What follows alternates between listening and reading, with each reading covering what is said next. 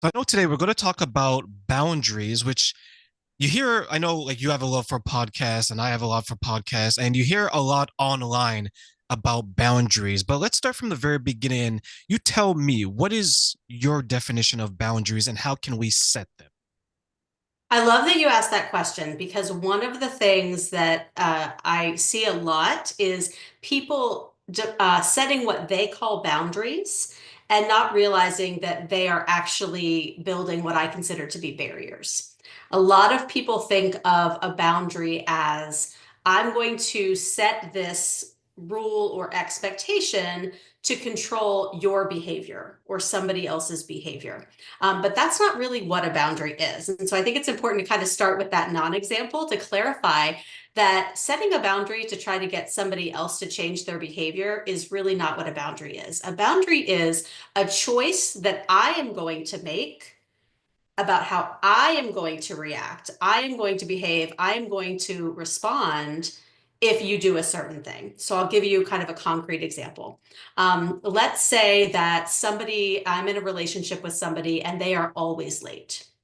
Some people might say, well, I just set the boundary with them that was, if you continue to be late, I'm not going to do XYZ. And they do it with the intention of, I'm trying to manipulate you to be on time. Almost kind of like, if not, you're going to get punished. Like it's a child and we're trying to, teach them behavior versus, having a conversation of, I really don't appreciate it when you're late. It makes me feel a certain way. I feel disrespected. I just want to let you know for future reference. If you choose to continue to be late, I will no longer wait for you and I will go about my business. That's a choice for me. It's if this person continues the behavior, what am I going to do? It's not what am I going to do to change the other person. And I think that's something that's fundamentally important to understand in any relationship we have. As much as we may think that we can actually not control anybody else's choices but our own. So that's really what a boundary is about, is what are my choices and my decisions in the face of this thing, not how am I going to try to manipulate or change somebody else's behavior or choice. Then why do you think so many people confuse boundaries, whereas it's like I'm setting this boundary to control the behavior of Becky versus what you just explained? Because I think sometimes people, when we set boundaries, they do change the way that they engage with us. Because at the end of the day, if I really like you and I really want to spend time with you, but I do this thing that drives you crazy, and you set a boundary for yourself that you're not going to be around when I exhibit that behavior. I'll give another example. Let's say I'm somebody who drinks a lot. Which I am not, but if I was, and let's say I had a friend who said, Becky, I really don't like to be around you when you drink so much. And so anytime you drink excessively, I'm going to remove myself from the situation. Well, they're not telling me I have to stop drinking so much. They're not telling me they're not going to spend time with me anymore. They're simply communicating what they are going to do in that situation. And sometimes we can have a boundary and not communicate it. So either way, either they tell me or I notice and I say, hey, I noticed that you haven't been coming around. What's going on with that? And they say, well, I really don't like to be around you when you drink so much. So I just choose to not be in those situations. Well, if I really care about that person, it might be a moment of reflection for me. It might be an aha moment of, oh, I never really realized that that person doesn't like the way I act when I drink, or they aren't comfortable around somebody who drinks so much. You know what? I'm going to make a concerted effort to spend more time with that person in other settings. So it could be that somebody's boundary makes me reflect on my behavior and change it. And so I think when we've had those experiences where we've been able to communicate a boundary and communicate our feelings, and we've seen the positive outcome of that, we think, oh, that it, set a boundary, get the change you want. But the reality is sometimes I might set a boundary and somebody else might say this boundary is ridiculous.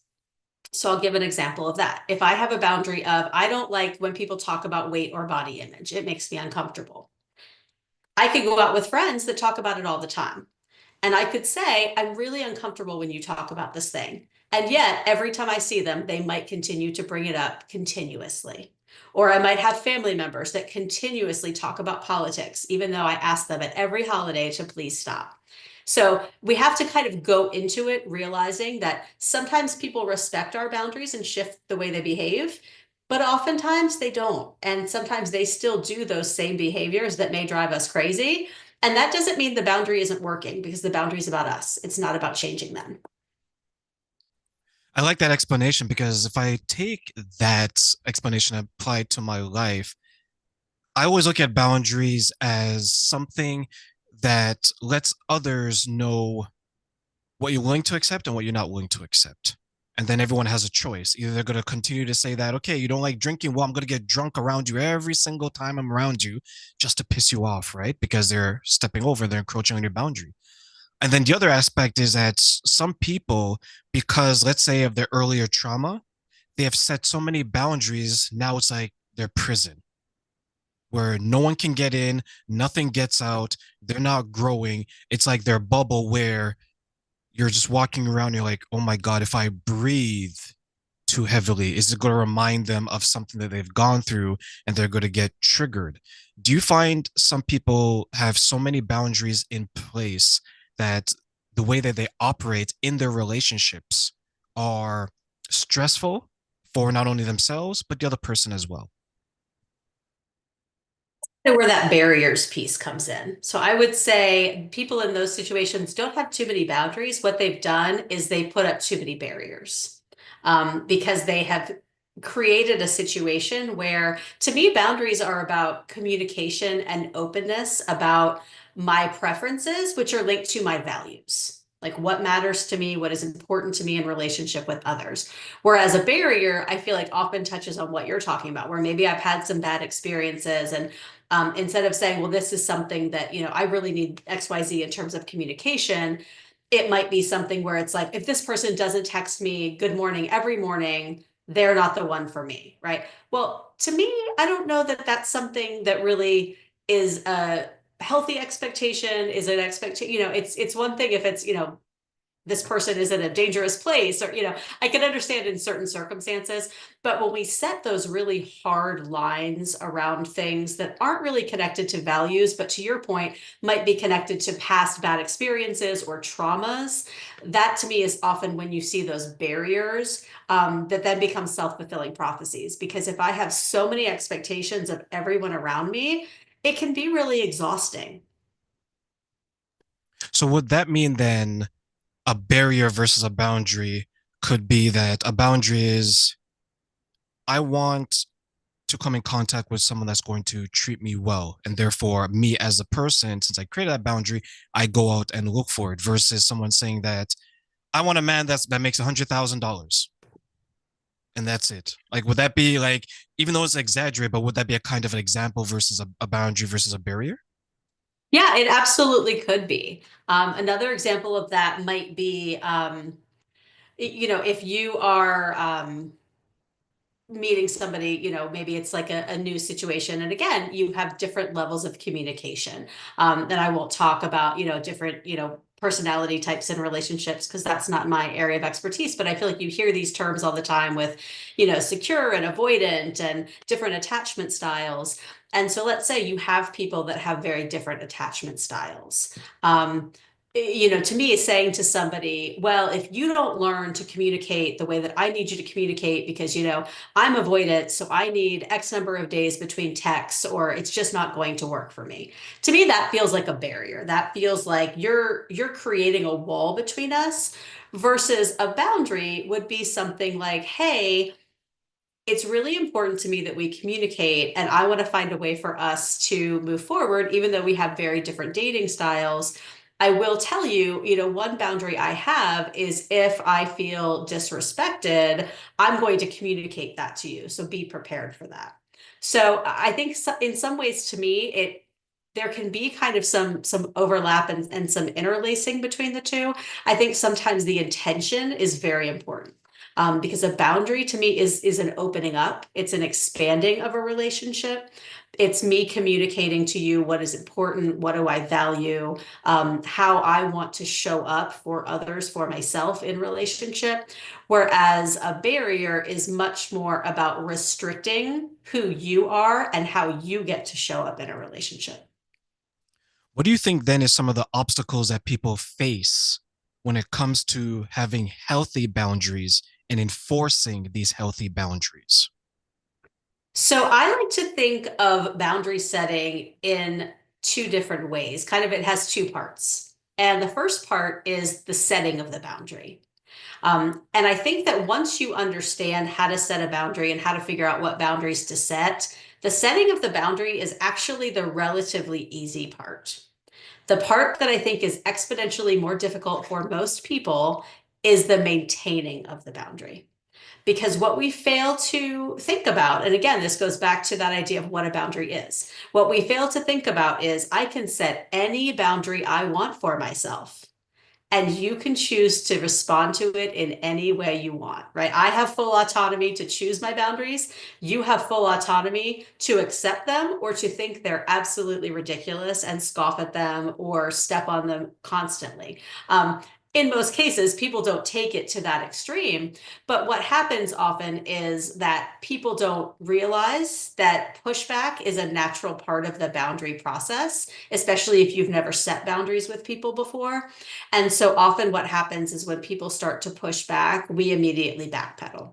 So let's say you are somebody who is in a community of people and you are always the go-to for, oh, we're having community events. Oh, Becky's always going to help out. Becky's going to volunteer her time. Becky's going to help make the food. She's going to do the things and she's going to coordinate. And everybody's just used to that. And then suddenly Becky realizes, oh my gosh, I have so many things on my plate. I've started a new job. I'm taking a class. I have a kid, whatever it is. Um, and I decide that I have to put some boundaries around my time. And I have to start saying no to a lot of things that I haven't said no to before. So I can set that boundary and say, well, if it's not, XYZ things that are my top priorities and my top values, it's just going to have to be a gracious no. And if I'm not prepared for the fact that when I say, oh, sorry, I can't do that this year, but I've done it every year for the past 10 years, and I'm usually the person who does most of the work, people are probably naturally going to try to get me to do that thing. It's not that they're trying to be disrespectful. And yes, in some cases, people can be outright disrespectful. They just don't respect your boundary. But I think a lot of times what ends up happening is we set a boundary, people are not used to it, and our brains as humans don't like change, or they think about the impact on them, and so they kind of try to navigate with us. They try to negotiate. And so it might be, oh, come on, we really need your help. And oh, we actually have fewer people that are helping this year. Like, I don't know what we would do without you. They may have the best of intentions. They're just thinking, oh, we love Becky. She's so helpful. She's a great part of the team. And they're not thinking about, I might be receiving that as, oh my gosh, I'm trying to set this boundary and they're not respecting it. And what a lot of people do is they have this little voice in their brain that's, when you get that pushback, says, I shouldn't be doing this, or this boundary is not okay, or saying no in this situation is going to hurt my relationship. And so, what most people do, especially when they're new to setting and maintaining boundaries, is they then backpedal. You know what? Okay, I'll help, but I can't do as much as I did last time. Maybe I'll just do this piece. And so I think just having the awareness that boundary setting is a process, and one of the things that you need to anticipate is some level of pushback, even with people who love you dearly. And I would say sometimes those are the people who push back the most. Because if they are used to you being a people pleaser, if they're used to you saying yes, if they're used to you showing up, and suddenly you seem to be changing, it's very uncomfortable for people when we change and when we start setting boundaries we've never had before. And so understanding that that is a normal part of the process, and also understanding that setting boundaries doesn't damage our relationships, are two really pivotal parts of the process. In that example you gave, I really like that one because it's applicable to a few people that I know that they are in the process of setting boundaries because they began to realize how damaging some of the people around them were. But because it impacted them alone, they're like, okay, you know what? It's not that bad. But then over time, it began to accumulate, right? It's like the straw that broke the camel's back, essentially. Mhm. It was pointed out to them because as time went on, they began to become frustrated and they didn't know the origins of this behavior towards them. And then when they got into a relationship and they started dating, the other person would see that behavior. And then once they would go home, they would ask them, like, hey, why does so and so say those things? Why does so and so treat you that way? And now the person who was, for lack of a better word, tolerating it or at least enduring it, now they have to explain something that kind of doesn't really need an explanation because they feel silly saying that, well, yeah, you know what? That's just the way people are, or that's just the way she is. That's the way he is. It's interesting, at least for me, when I heard that story, and then it was shared that there's some people out there, and I'll get your comment on this, well, Becky, who try to justify the violation of their boundary by others, right? Like you mentioned backpedaling. Not only do they run away from it, they try to make the poor behavior okay for reasons that maybe they don't know or reasons that they don't want to necessarily share because maybe they feel that it won't make sense. Maybe they feel that they'll be judged.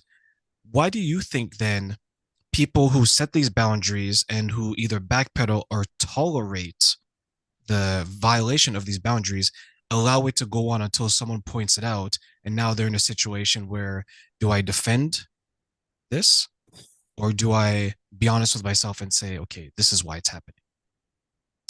So I think there are two ways to look at this. And the first one is from the lens of how we're socialized. I think many of us are socialized that part of our job on this planet is to be a good person. And so we have this idea of, if I am not kind to people, if I say no to people, if I am not agreeable, then I'm not a good person. And I find that this can be especially true for women because of the way that they're socialized to be caretakers. Oh, you're going to be a mother, you're going to take care of children, you're going to take care of the household.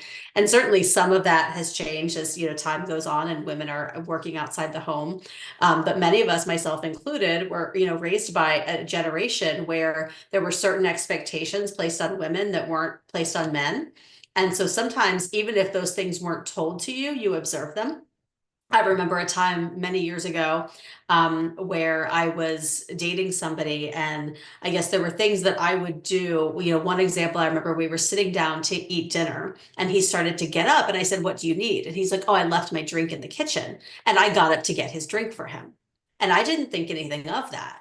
And then one time we were at my parents' house, and afterwards he commented and he said, "I get now why you do some of the things that you do. It's because you've seen your mom do them for your dad for your whole life." And to me, nobody ever said to me, like, you have to serve a man, you have to, but I watched my mom cook the meals and bring the food to my father and refill his drink and kind of cater to all of his needs all of the time. And so I internalized a lot of that.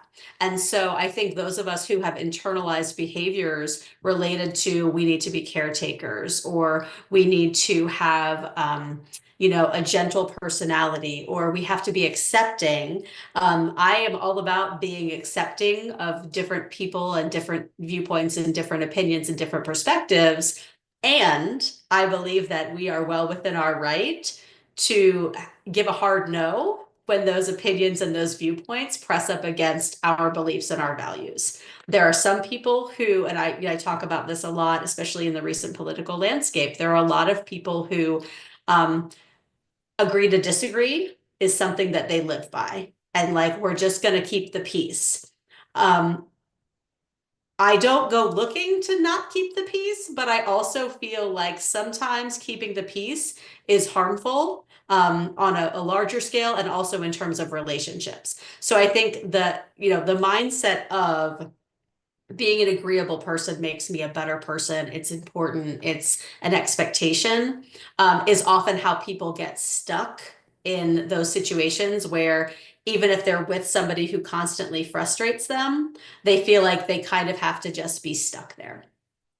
The other way that I think this often happens, and there's an analogy, I think it's a frog, where it talks about boiling a frog. And it's like, if you toss a frog into a pot of boiling water, the frog's going to jump right out.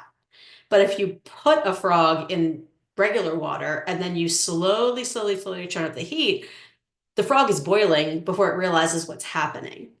And so I think, what you were speaking about is, if you've known somebody a long time and then somebody new comes in and they see the nuances that you don't see. Well, sometimes in the beginning, we have that friend and they do that thing or they say that thing to us. And it's like, oh, it's kind of annoying, but that's just how Becky is. And that's just, and I just, roll my eyes and laugh it off. And I agree to disagree and I keep the peace. And then over time, I just get acclimated to it. Right. And so eventually I'm sitting in boiling water, but I'm just still saying, this is Becky doing Becky. And then somebody comes in and is like, Becky's objectively a terrible person.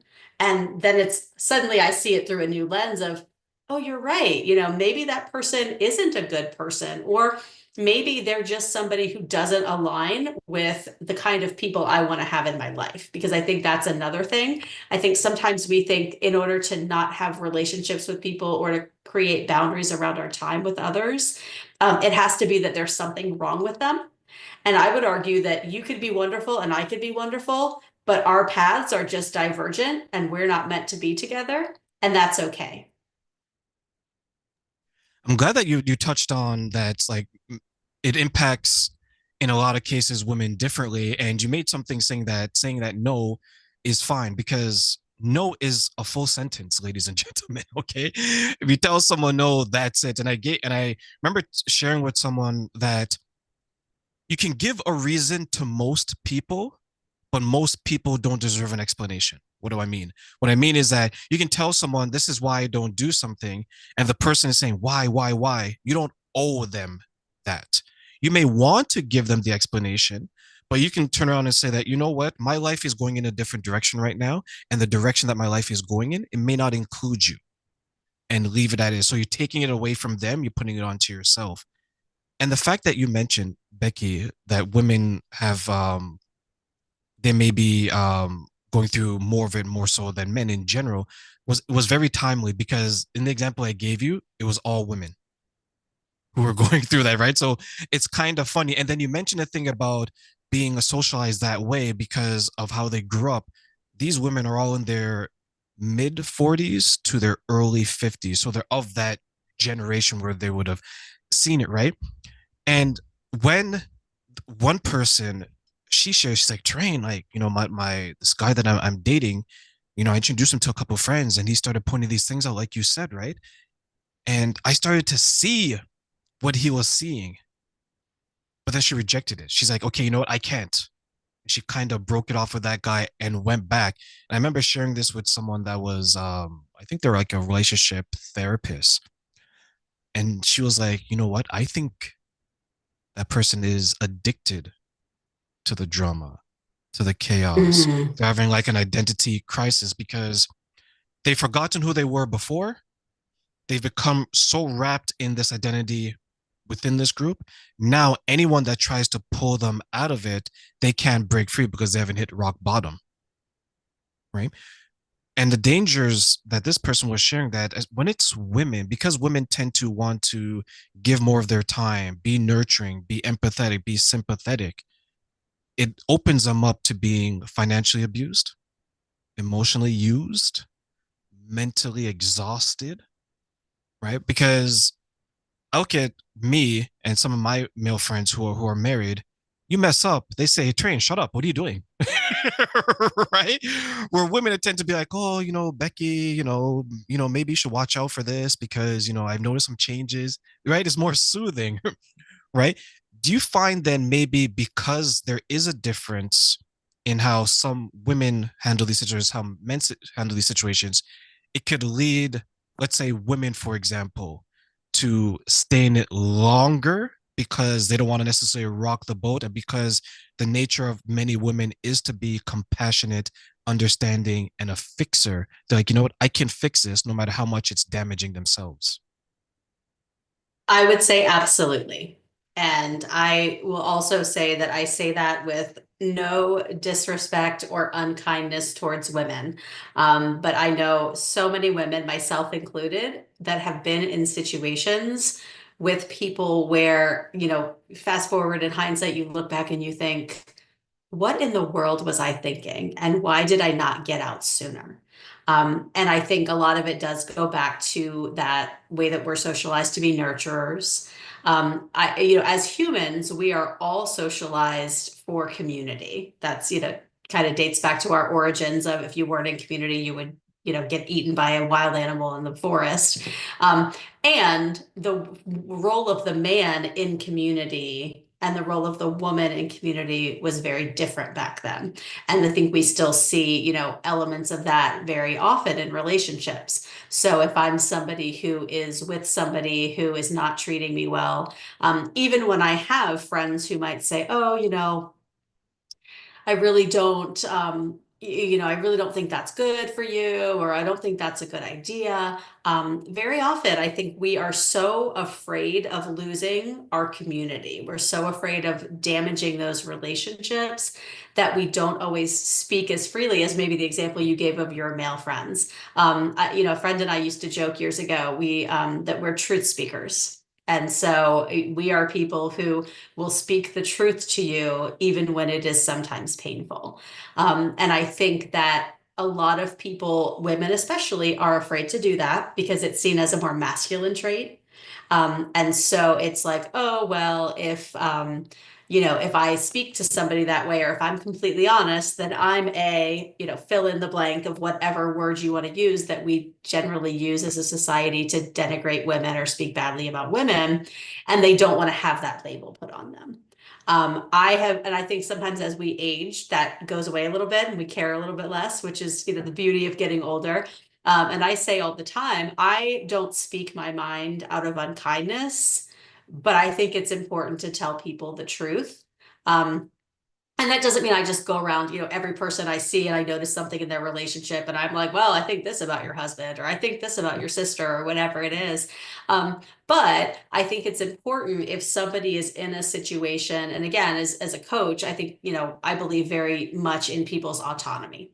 So if you choose to be in a relationship with somebody who does not treat you well or takes advantage of you, that is actually your choice. And I really have no say in that. You're an autonomous adult.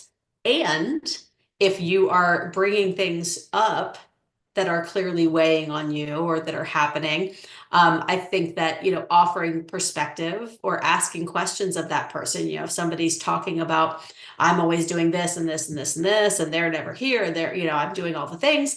I think that, it's okay to point those things out and it's okay to engage in some of those conversations around what's happening. But to your point, I do think that a lot of times, women in particular, they want to nurture their friends. So they want to console them. They want to, and also a lot of people are in situations where they don't always see that they have options. And again, I'll speak specifically to, romantic relationships. um, I know people who are in marriages where it's, if this marriage ends, there are significant financial implications, or there are significant parental implications. And sometimes, and for some people, that's the deciding factor around their choices. So then it becomes well, if I know this person isn't going to leave for XYZ reason, maybe I don't want to rock the boat. And so I don't want to say to them, well, that's stupid or that's not acceptable. And so I think sometimes if we kind of think we know the outcome already, we may not be as vocal in our perspectives, because then you don't want to be the friend who says all the things and then that person doesn't like you because you spoke the truth of their situation that they aren't ready to accept. Could that mean then the person who is unable to leave for whatever reasons could be, right? Let's say it's a financial one, which is one that happens a lot more than I think people are willing to talk about, especially these days, So as I can definitely see it that because if I look at if I use myself, I tend to date women that are older. So in general, they're more established. When I look at my current girlfriend, same thing. The income levels around the same, the education, because you tend to date people that are around your social status and your pedigree, right? Now, if there's let's say like a mismatch where one person earns significantly more than the other, it tends to be the man is earning much more than the women. That's just the way it is based on the numbers, right? So if the woman in that case is struggling or being manipulated, abused, or gaslit, and she's like, I can't leave because I can't support myself, could it be one of two things? Could it be one, she doesn't want to go back to the lifestyle that she had before this relationship? Or is it two, to your point, she doesn't have any options because she can't see herself outside of this relationship? And I think it could be either of those things. And one of the things that I think I see a lot that makes me really sad is that second one, where people think they don't have options. And yes, there are certainly situations where people's options may be more limited than others. And I would argue that there are people who have navigated all kinds of challenging situations that seemed impossible for generations upon generations. And so I think that's, again, as a coach, I think that's part of the job that we do is to try to help people see possibility. I joke all the time that one of my greatest strengths and one of my greatest struggles in relationship is that as a coach, my job is to see possibility in people. So I can see in you what you can't see in yourself. I can see that unfulfilled possibility, which is great when it comes to working with clients and, hey, well, you're capable of this, and helping them to see pathways that they might not have seen, helping them to see strengths they might not have seen, helping to reframe things. It can also be really difficult in my personal relationships because sometimes I see potential and I see things in people that they're choosing not to realize. And it can be very hard to let go of that potential when it's so clear in my mind's eye. Um, and so I think sometimes it's that lack of being able to see our own potential that keeps us from pursuing options that may exist for us or may be possible for us. So that's definitely a big bucket.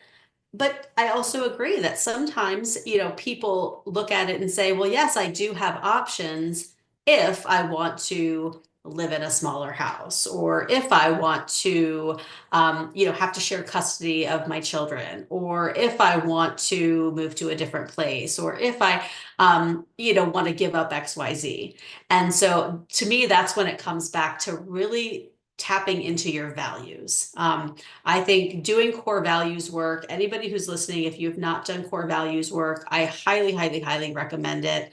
Um, it really, I think, is a fundamental thing to do that really helps you make decisions. Like I joke around often that I'm somebody who makes decisions quickly and easily, um, because I have a lot of beliefs around wrong decisions not really being a thing in most cases, if not all. But I think also once you know what is truly important to you and what really is just background noise, it becomes a lot easier to make choices. So if I'm somebody who really values financial security, that I might make a different choice than if I'm somebody who's like, no, I really value being cared for in a way that makes me feel good about myself. Like if those two things aren't happening at the same time, I might have to make a choice.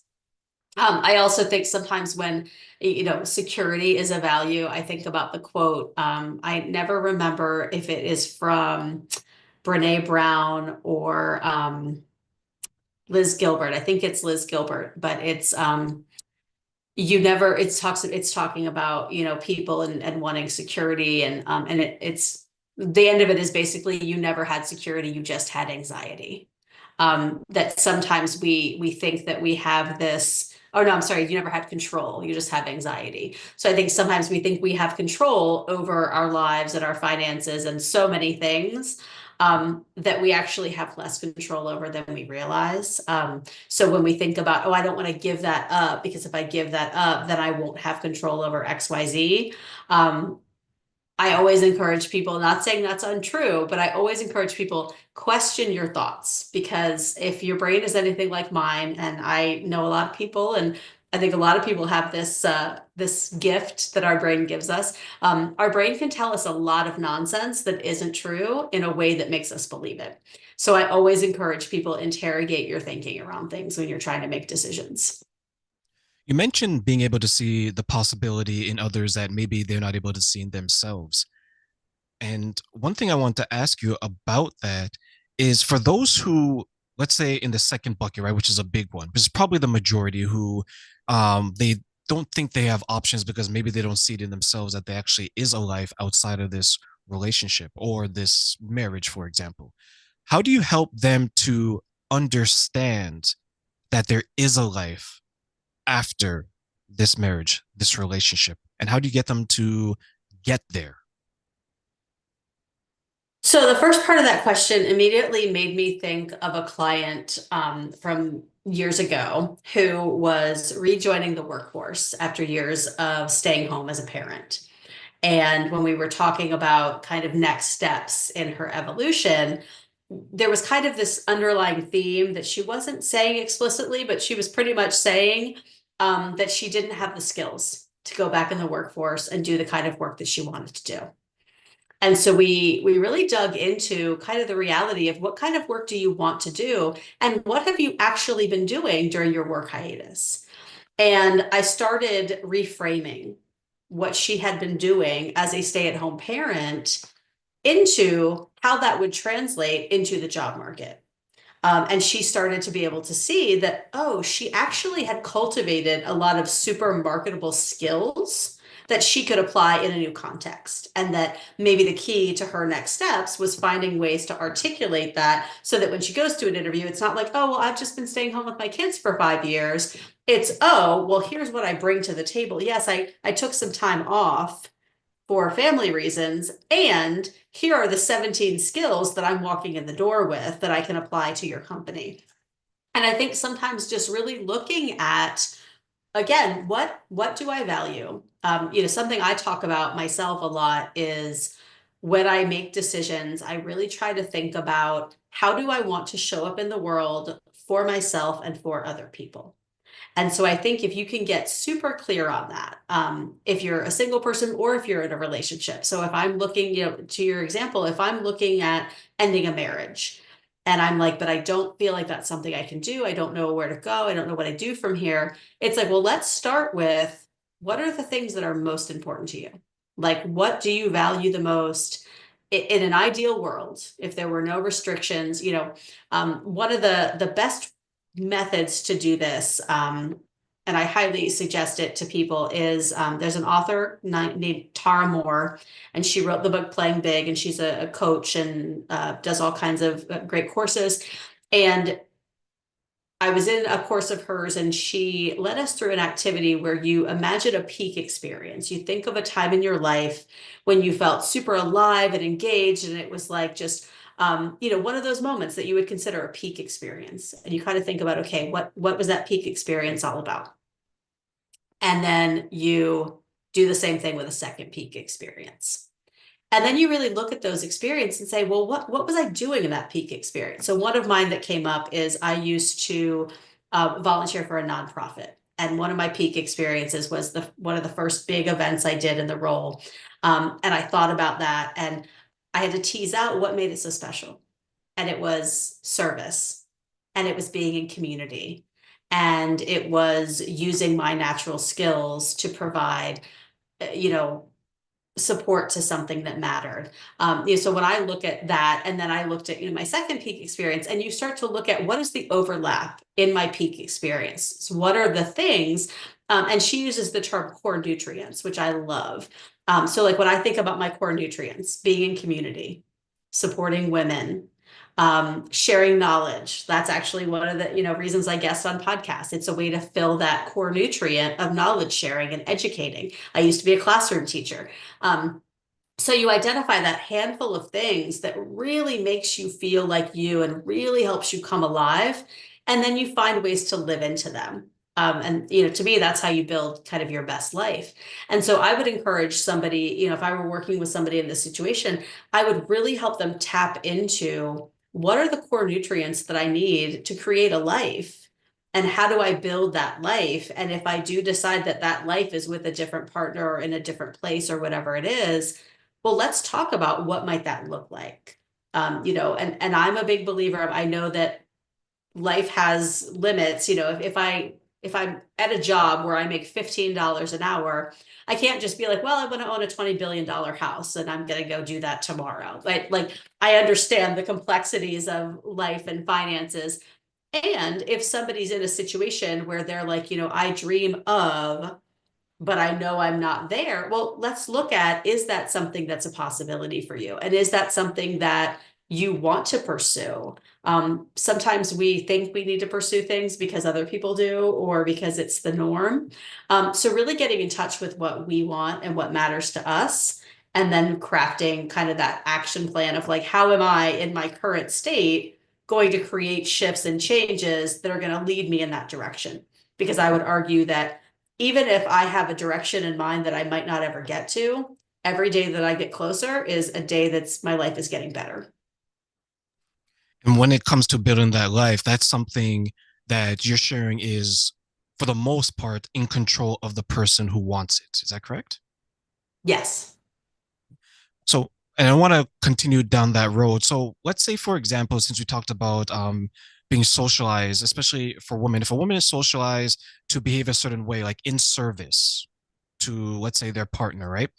Now, if they're socialized that safety and security comes from a man, do you then see some women will struggle, try to understand that they can provide it for themselves?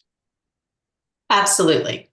And that's where the mindset, I talk all the time about, it's hard as a coach to kind of define yourself, and everybody always talks about you need to have a niche and I often refer to myself as a clarity and mindset coach. And the clarity part is what matters to me. What are my values? How do I want to be in the world? How do I want to show up? What do I want my vision for my life to be? And then the mindset piece is how do I get out of my own way so I can start seeing the possibilities that are open for me? So if I am working with a woman who is in a situation where she's like, I want to feel loved and safe and secure, and that's why I'm in this relationship. But then I realize I'm ultimately not actually feeling that way with this person, and I'm feeling really unhappy. And I am clear on the fact that I want to leave, but I'm afraid that I'm going to be scared or I'm not going to be safe. Then we have to dig into those thoughts. Okay, what is driving that thinking? So there's kind of a framework in coaching, and it comes from cognitive behavioral therapy, and it has different names in the coaching world, but it's the idea that there's a something that happens or a circumstance that is generally neutral. Even though we often don't see it as neutral, we don't experience it as neutral, because what happens is we have this circumstance and it gives us a thought. And then the thought that we have gives us a feeling, and the feeling drives our choices. It's how we behave, how we choose to act, or how we don't choose to act. And then that's what creates our results. So in relationships, let's look at an example of, so let's say the circumstance is my spouse asks for a divorce. I'm two different people, right? We both have the same experience. Our spouses came home and asked for a divorce. Person A, their first thought is, I have no idea how I'm going to survive this. So person A has that thought, and then they have a feeling of panic or dread or anxiety or terror or whatever it may be. Well, in that space, in that feeling, they're probably not going to take very productive action if they take any action at all. They may take self-destructive action. Let's say I'm panicking, so I'm just going to start drinking wine and hiding under a blanket for a month and see what happens. No judgment, just saying that's, if I'm panicked and freaked out, that might be my choice. Well, then what results from that? Probably not a whole lot, right? Or a whole lot's going to propel me forward. Versus, let's say person two, their spouse comes home and asks for a divorce, and their immediate thought is, this could be the catalyst to live the life I want. And then that person is feeling calm, or maybe they're feeling excited, maybe they're feeling open. And suddenly they're like, oh my gosh, what might that life look like? They start looking at places they can live. They start looking at, new social activities. They all of a sudden the world is their oyster. They're opening up, they're exploring things, they're, going out with their friends, they're mountain climbing, they're whatever the things are that they're doing, they're going to have a very different experience and likely a very different outcome because the thoughts they're having in that situation are vastly different. Um, this is totally normal. This is how brains work, right? The good thing is we can actually change our thoughts. So even if I'm person A and I start with a super terrible thought, I can kind of hack this process of how thinking works and how it creates our outcomes and purposely shift my thinking to help me see possibility. So with person A, it might be instead of being, one of the coaches that I used to work with, she would always stick it's possible at the beginning because sometimes we try to shift our thinking too quickly and it's like a boomerang. Because if I try to tell my brain, if I'm thinking this is the worst thing that's ever happened to me, and I try to shift to person B's thought of like this is an amazing catalyst, well, my brain's automatically going to be like, no, it's not. Stop lying. And it's going to fight with itself. But if I try something like, it's possible this isn't the worst thing that ever happened to me. Okay, well, that's a little bit better, right? And so it's taking those really, really tiny incremental baby steps to shift our thinking. And the more that we can shift our thinking to a place where it's kind of closed off to a place where we are open, the more we start to see the possibility, the more we start to open those opportunities for exploration, and the more that we may be able to actually create some real change. And how powerful is that mindset shift, especially when it comes to those who are people pleasers and those who maybe are in a relationship because they don't want to discard it. They rather be discarded themselves. I think it's hugely important. And I tell people all the time, as part of the work I do, of course we talk about strategy, right? Strategy is important. Having a game plan is important. Knowing what action to take is important. And I could have all of the strategy and actions in the world, but if my brain is constantly telling me they're not going to work, this is terrible, I'm probably not going to get a lot of traction with those strategies. So, really being able to adopt a mindset that supports the choices I want to make is, I think, a critical element of creating those kinds of changes. And I Excuse will me. agree with you because when I speak to some of the women I work with, that seems in the beginning, the one of the biggest obstacles is letting them know that the type of life they want is possible. It's just going to take some work. And I know there's some people out there who may say that, well, I'm 40 years old, I can't do it. Well, I'm 50, I'm not going to find love. Well, I'm 60, I can't do this. And I explain to them that you have a choice. You can find problems for every solution, or you can find solutions to your problems. Because if you're going to, and you mentioned it earlier, if you're going to rely on self-fulfilling prophecy saying that, well, you know what, I'm 40, it's not going to work. When you get into a situation, whether it's a romantic relationship, personal relationship, friendship, work, you're going to find ways to sabotage it because your mindset is, I know it's going to work. I know it's not going to work out. So subconsciously, let me go find a reason. Now, when we're looking to help people continue to adjust their mindset and understand that it's not impossible, it can work. Have you come across, or is there any obstacles with the people that you work with that say that, you know what, Becky, it's easier for me to stay in the chaos because it's so much more difficult for me to leave it and rebuild after it? So, fun fact, that is the human condition. And I have this conversation with people fairly often, I would say. We don't we don't always think about this when it comes to change. But if you look at, kind of the research that's out there, we are not designed for change. We are designed for comfort. We are designed for status quo. So the way that our, fallible human brain is designed is I would rather stay comfortable in something that is dysfunctional and does not serve me than go out of my comfort zone for the possibility of something better. That's just how we are wired. And that's why it has to be a concerted effort. It has to be a choice. And I think the thing that I think is really important, and that I have to remind myself of this in my own life.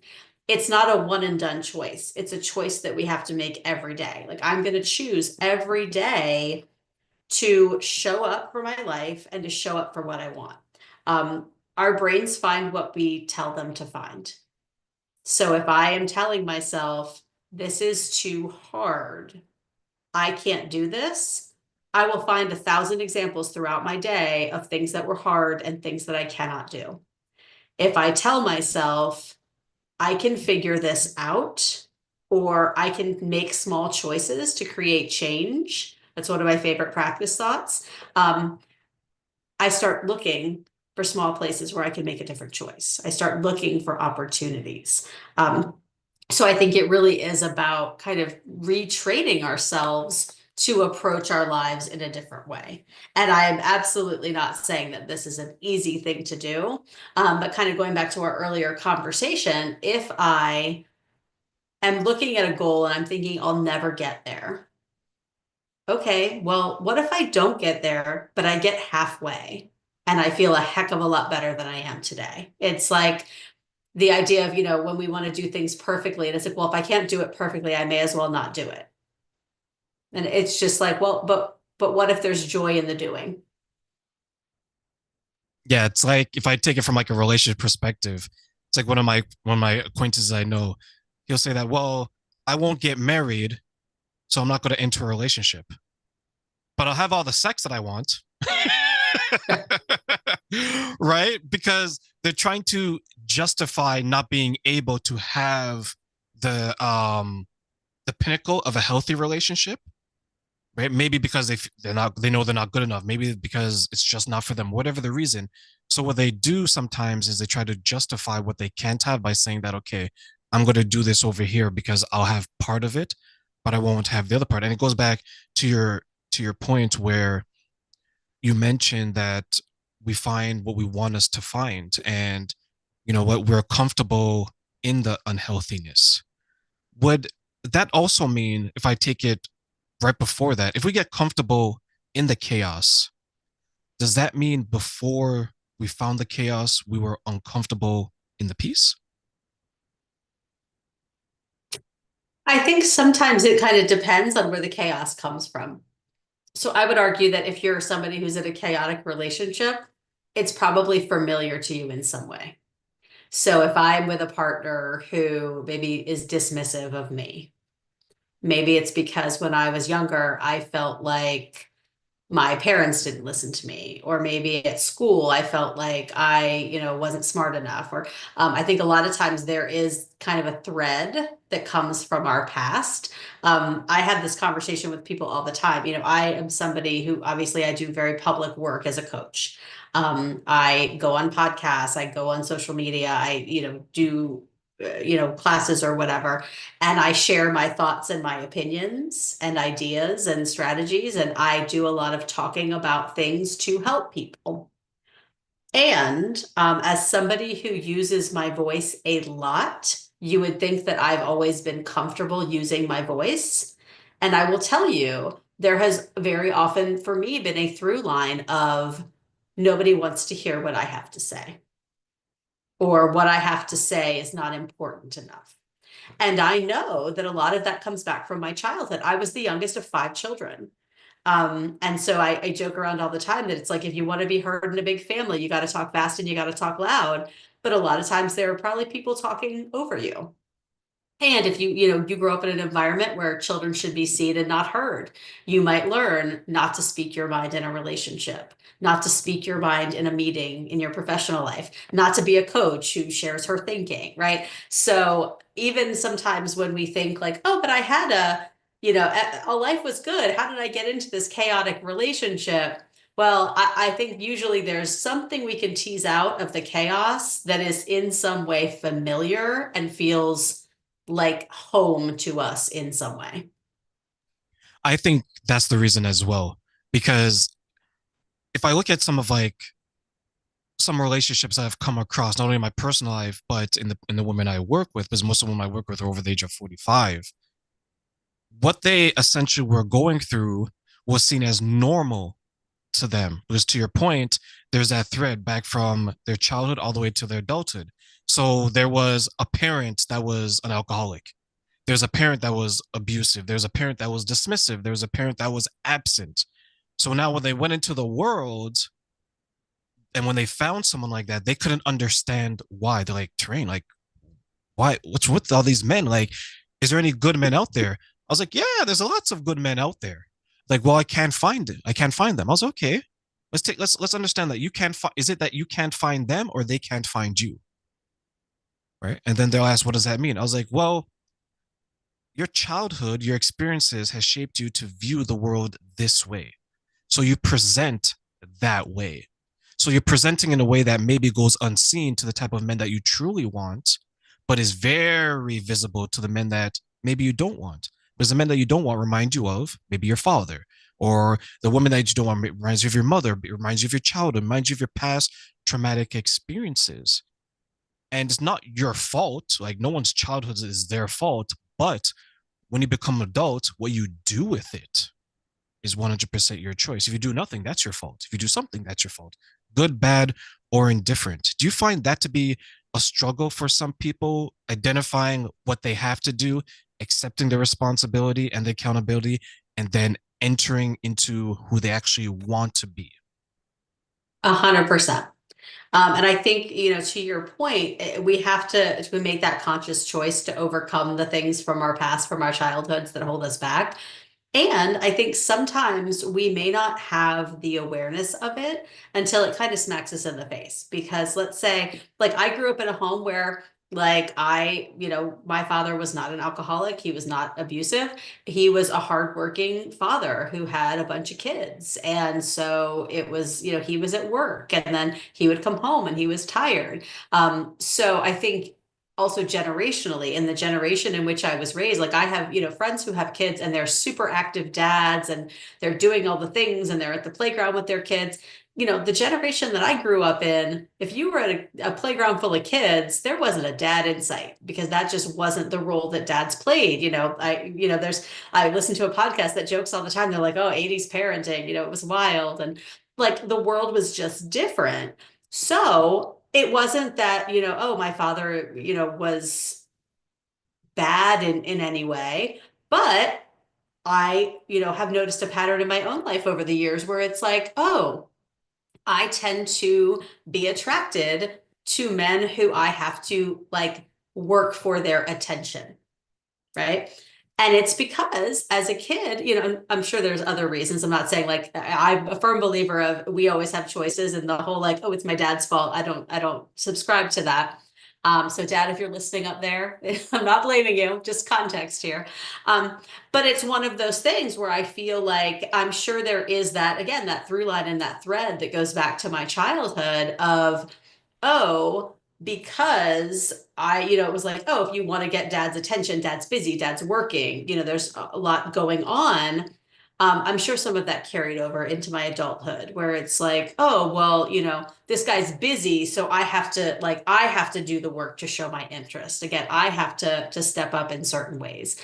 And I think we see that in relationships in a lot of ways that people will interact in ways they've been socialized to interact, either through their family of origin or through like their cultural norms of what they've seen. How were you able to overcome that and then move forward in your life? So I will tell you that is a work in progress. And I think that that is something that's really important for people to know. I tell people all the time, if you're looking for a coach, um, it doesn't matter if your coach is me or not, but one request I will always make is make sure you work with a coach that you can really rely on and trust. And my rule of thumb is anybody that I meet in any helping profession who says, I figured it all out. I've perfected all the things and I no longer have any of the issues. I am highly, highly suspect of. Because again, I think it's part of our human condition that we always have things we're working on. We always have those things. And I tell people it's like when we work on our mindset. It's not the thoughts are, it's not like I'm going to work on my mindset. Those thoughts are going to be gone forever. No, if I've had a thought in my brain that I've had for 40 years, it's probably going to pop back in now and then. The difference is I'm going to have the tools and the strategies and the ability to interrogate that thought or to roll my eyes and go, oh, that stupid thought again, like whatever, past Becky, So really being able to be a work in progress. So I think, for myself, I'm just to be fully transparent. I definitely think that is a work in progress for me, even at, this old age. But I think that part of it is having the awareness of the things that we do and not, Brene Brown uses the term like hustling for our worth. And if you're somebody who was socialized that you had to hustle for your worth and prove your worth, really doing work around, no, I'm worthy just as I am. And I think that is something that I have, begun to internalize in recent years. And so I definitely think, it rears its head at times. And then other times it's like I can look at a situation and be like, you know what? No, this is not a person who deserves my time and attention.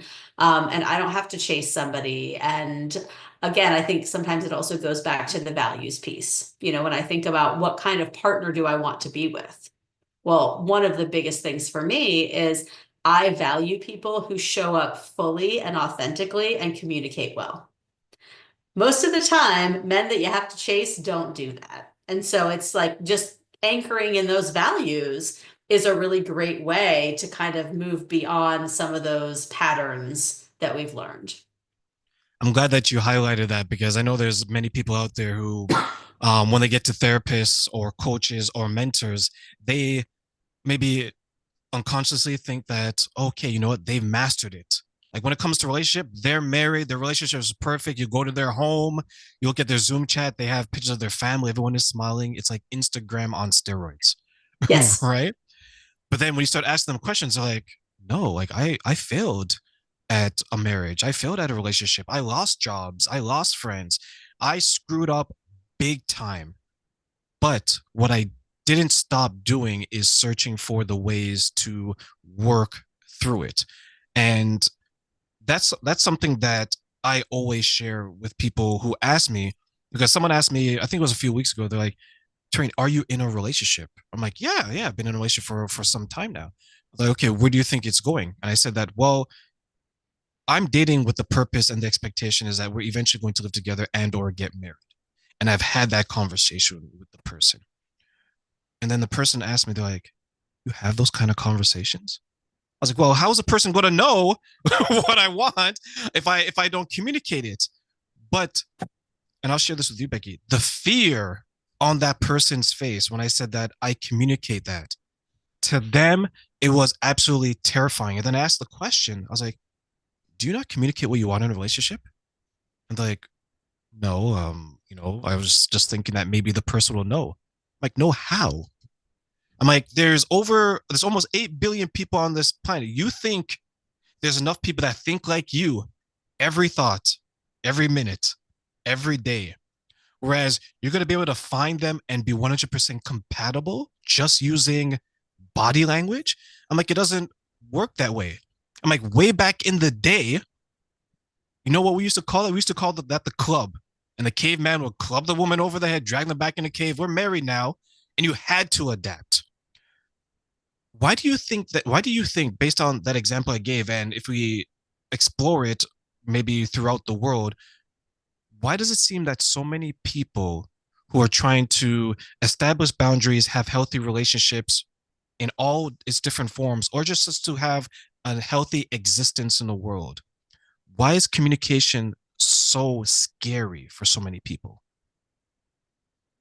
So, something that was explained to me a few years ago that has always stuck with me is when we think about something and we kind of imagine an outcome, we get the same, I don't know if it's the endorphins or whatever it is that of having that thing. Like when we imagine that future, we have the feeling that we would have if we were in it. And so using that relationship example of, let's say I meet somebody and I really like them and I start to imagine this future with them. And I'm having the warm fuzzy of our current interaction because we're in that honeymoon phase and everything just feels so fun and great. And then I have that imagined future that is so amazing. And I can just daydream about that when they're not around. If I had to have the conversation, there is a possibility that I'm going to say to that person, here is the future I imagine having. Is that a future you imagine having too? And if that person says no, suddenly I've lost not just the existing connection, but I've also lost that imagined future.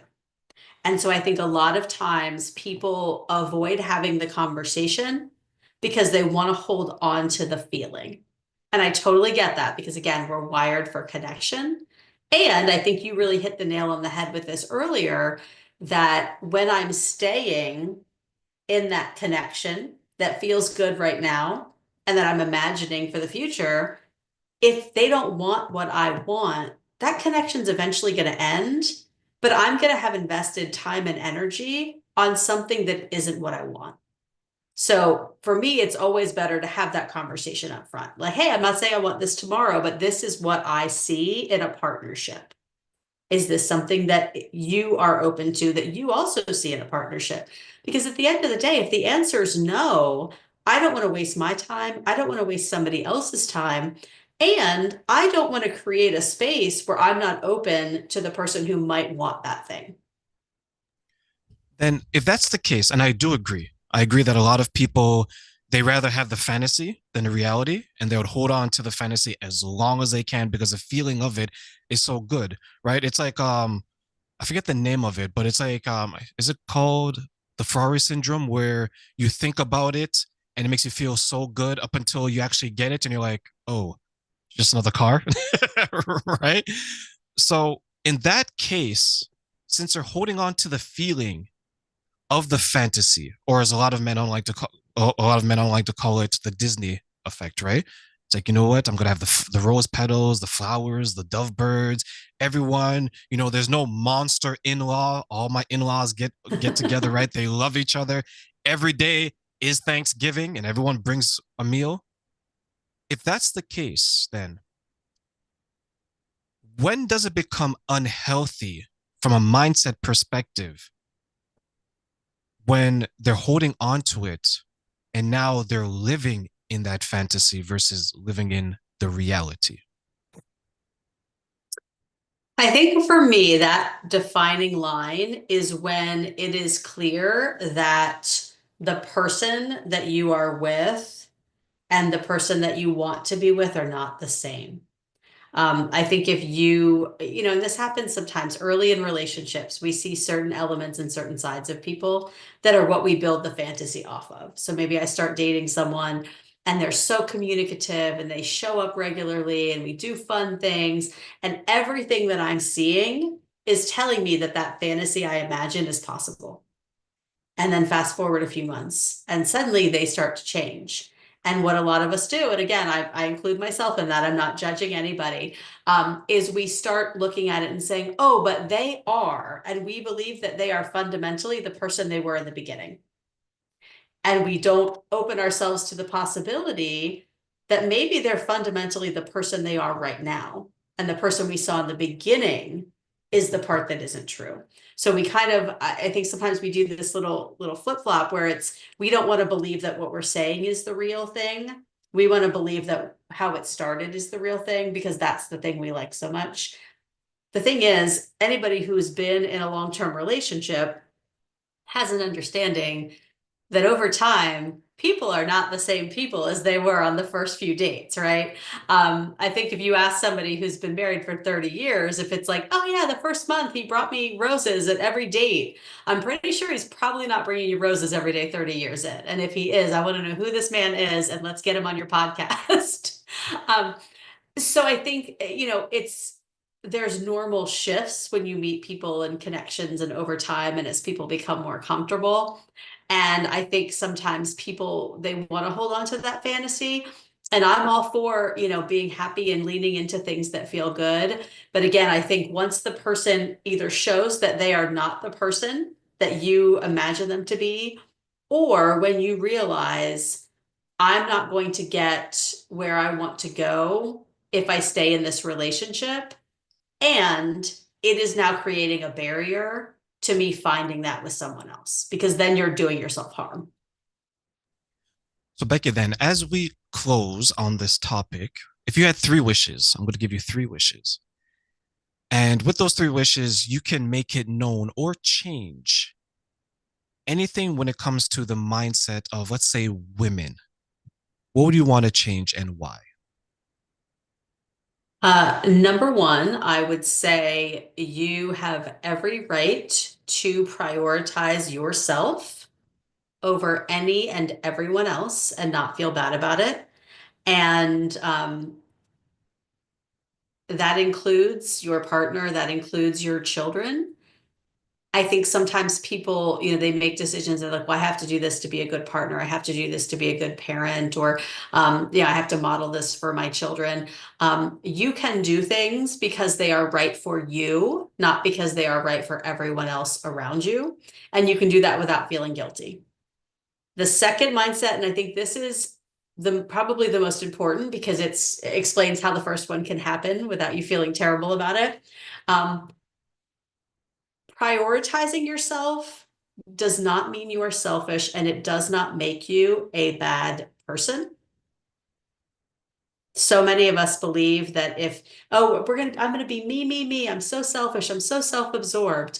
But prioritizing yourself actually helps you show up better for other people. I 100% believe that. Which leads to my third thing. If you learn to set boundaries and show up authentically with people instead of showing up as your people pleasing representative, your relationships will be better. I think a lot of people think, oh, if I say no, it's going to harm my relationships. And I always use the example of myself. I say no to a lot of people and a lot of things a lot of the time.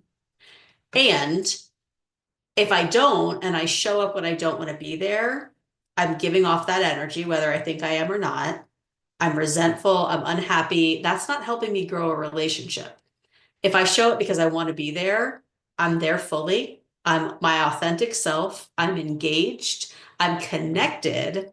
And my people know that if I show up, it's because I want to be there and they feel that energy. So just remembering that setting boundaries is actually a way to grow a relationship and deepen a relationship. It's not something that's going to harm it if it's a solid relationship and connection worth having.